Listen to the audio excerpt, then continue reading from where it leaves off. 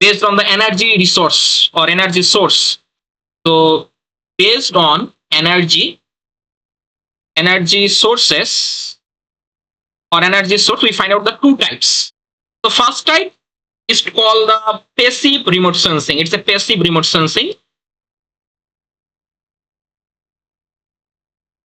Passive remote sensing.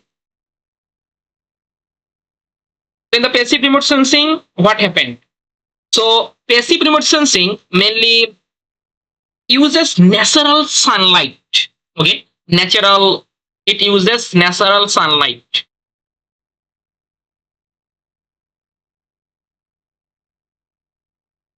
So it uses natural sunlight.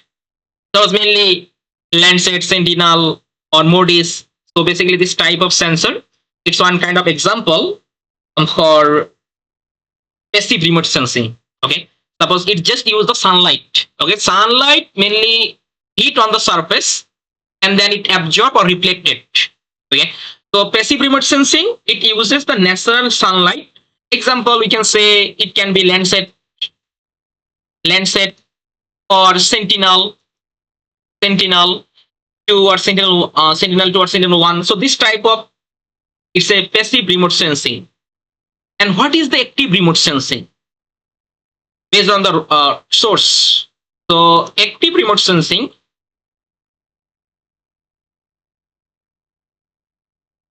it emits its own energy.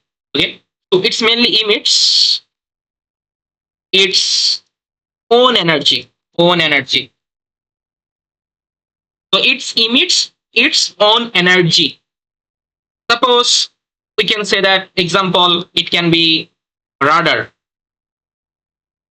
imagery. Okay, so it emits own energy.